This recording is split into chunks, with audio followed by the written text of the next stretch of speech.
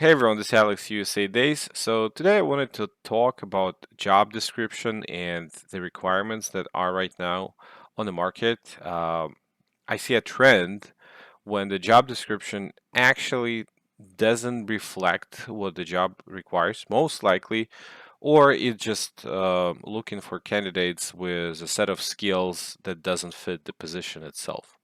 So to prove the trends, I'm going to go on LinkedIn and just search for quality assurance jobs and open, let's say, 5, 6 quality assurance positions available, and just go through them and we will read through them together, analyze the requirements, and then I'll give some feedback. Now, this is not to discredit of the companies that we will be looking at because it will be found at random. The information on the job posted is public, so this is pretty much just to give my personal opinion on current QA trends for the job search, and maybe give some sense of directions to QA engineers and maybe even recruiters when they're posting job descriptions like that. Here we are on LinkedIn, so let's type quality assurance and let's go into jobs. Okay, so we have some on-site jobs. So QA engineer manual, tester, software quality assurance and testing analyst manual, QA automation, mid-level, senior,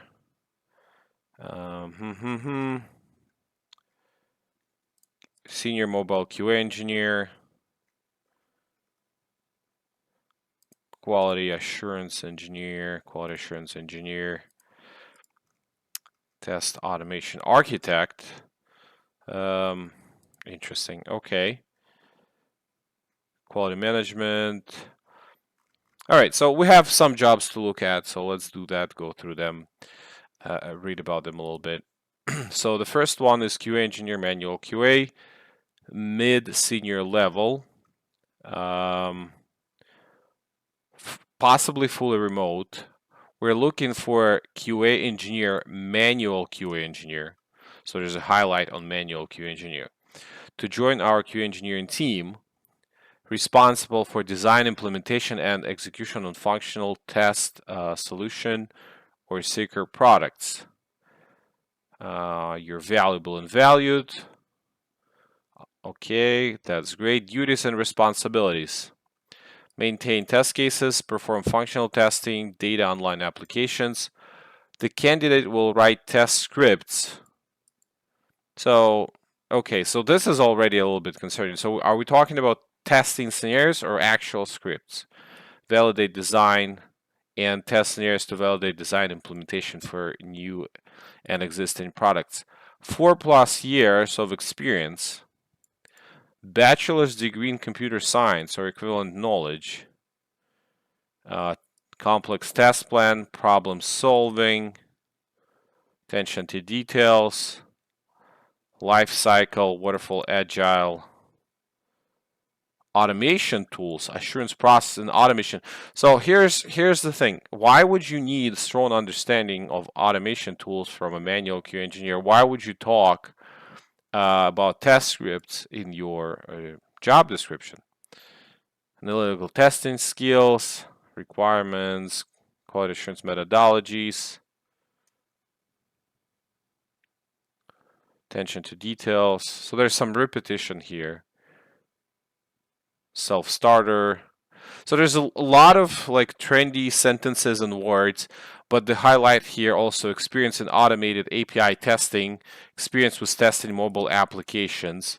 So this doesn't give me much about the job description, but what I see, you're saying you're looking for a manual QA engineer, maybe for the salary of manual QA engineer or for the sum of the responsibilities of manual QA engineer, but you're looking for a skill set of a QA automation engineer that has a strong understanding and knowledge of automation tools, did API automation, was working in test mobile application. By the way, general web testing and mobile testing could be quite different, and set of tools required for testing automation is quite different in the skill set. So those could be completely two different jobs, doing mobile testing versus like manual testing on the web, or the third job is like API testing and all of the other automation efforts.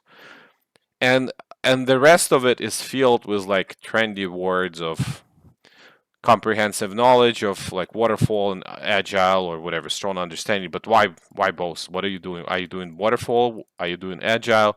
So, and then familiarity with of testing of LLMs. So LLMs is the AI, the language tools. Nobody has much of knowledge testing LLMs right now. So this is like very new and trendy, and you have to already have the skill set. So if you're looking for a person, if you're willing to find a person that will be doing both manual and automation, plus be new tools, 4+ years of experience and bachelor's, you're looking for a full stack QA engineer. This is not a manual position. That should be listed as a full stack QA, and full stack QA salaries are around like automation QA salaries. The range of things that are provided in description, without any specifics, by the way, it goes into senior automation salary, pretty much, right?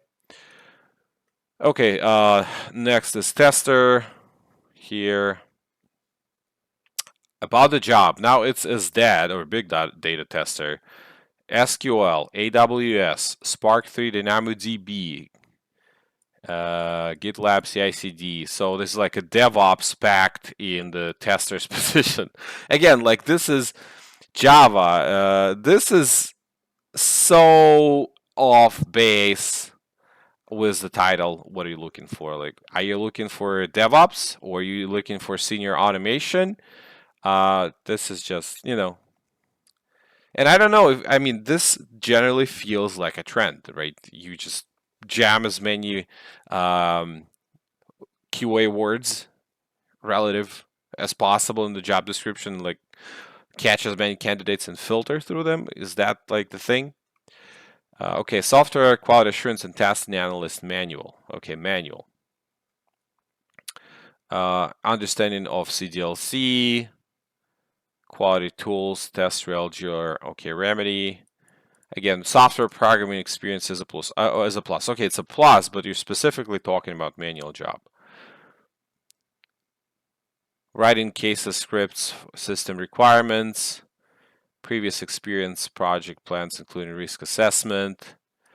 So, implementing test plans is and assessing. This is more like a QA lead position, right? Could be a QA manager. Not every QA manual QA, just a QA engineer would know how to implement project test plans. This is the work that you will be doing with project manager, and most likely this has to be like a lead or management position for a QA engineer or QA manager. Support multiple projects, problem solver, communication outside of the box, self-starter. So self-starter and communicator work independently, but in the team, managing multiple projects. Quality test. So the only thing that I'm getting here out of the whole responsibility description is that you want to have test RLG or remedy tools and familiarity with them and know how to test. The rest of it is just a bunch of things that could mean anything, really. All right. QA automation specialist. Software development life cycle. Translate business requirements and process into technical requirements. Independently own the work stream. Responsible for recording, tracking defects. Ability to work independently with no supervision. Bachelor's degree plus 3 years automation with Selenium UI testing with web services. So, I mean, there's some stack here, so this is good if this is exactly what you're using. But now, here the thing, Java, .NET, or Python development. What does development has to do with QA automation? I mean, I get it. You may know some of programming for creating of automation testing, but development, this is like overkill. Have 2-3 automation tools, Selenium, Cucumber, or UFT. so those are different frameworks, right? You can talk about, sure, worked with Cucumber before. That could be under any framework. Could be with Selenium, could be without it, but has to have familiarity with Cucumber. And then your stack is probably Selenium with Java. So I would suggest being more specific. Or if you're looking for a candidate that knows Cucumber and did Selenium Java, put it in your job description, in your requirements. Then you will have relevant candidates. Like you're listing 3 programming languages. Um, why? I don't know. Also, it seems like quite unrealistic to have QA engineer knowing 3 languages, especially if you talk about on the development level. I can see it for the testing. I mean, you can work with multiple languages for just creating automation because it's mostly following the framework, getting locators and verifying them, but still there's a learning curve there still. And it's definitely not a development experience. Okay, so this was like a quick going through the positions and the descriptions and my feedback on it. So you do see the trend. The job descriptions are just mostly word salad.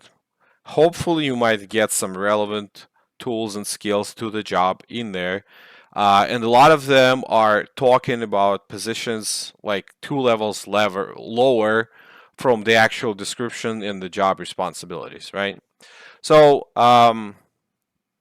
what can I suggest for companies that trying to find the right candidates and recruiters that create job descriptions like that, right? So first of all, do not boilerplate set of programming languages, right?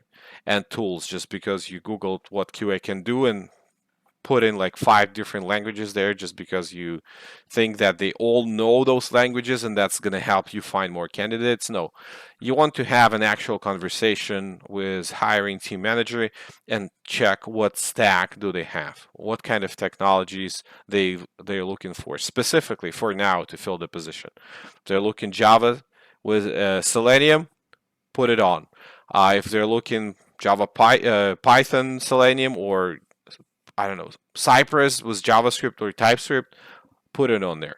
If you just put in 5 computer programming languages, it's just unrealistic.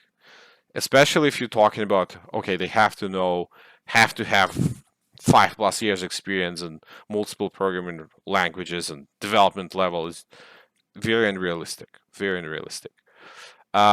Also, do not list like manual testing positions and in the description look for automation skills, API backend testing, and stuff like that, because you're not looking for manual testing. If you're looking for automation skill sets, you're looking for QA automation engineer. That's the position you should be filling. That's the salary level that you're looking for automation QA. If you're looking for manual QA, that's great.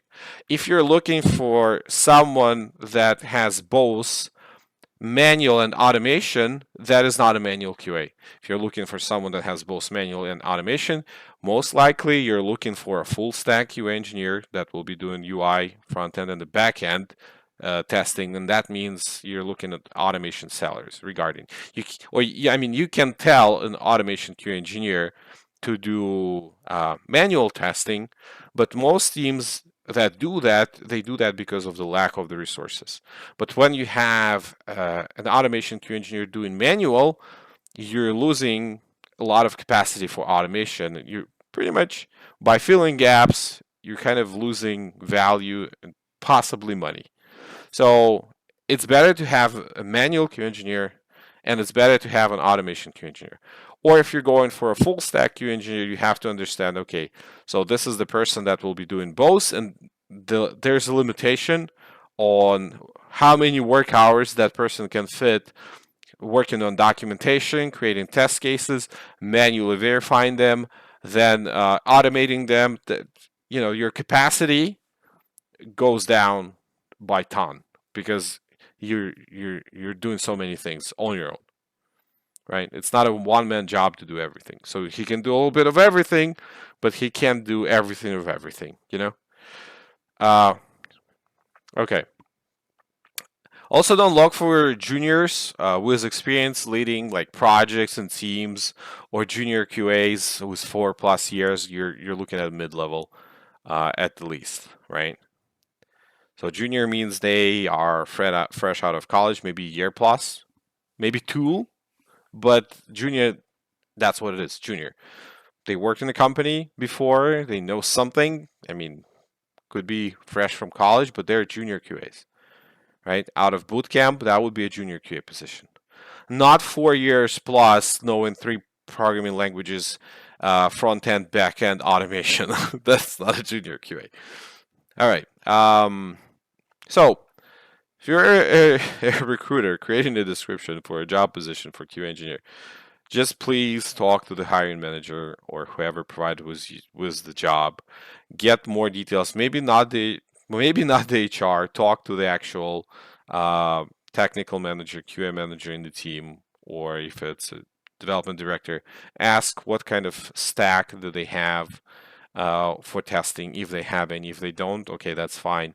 But at least have a little bit more understanding of what they're looking for, because in the end, it's gonna help you find better fit candidates that are gonna fit better, right?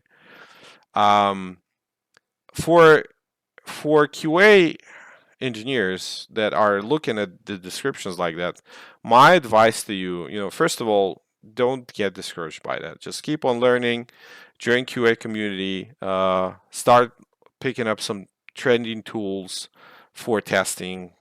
Start learning Postman, start learning Playwright.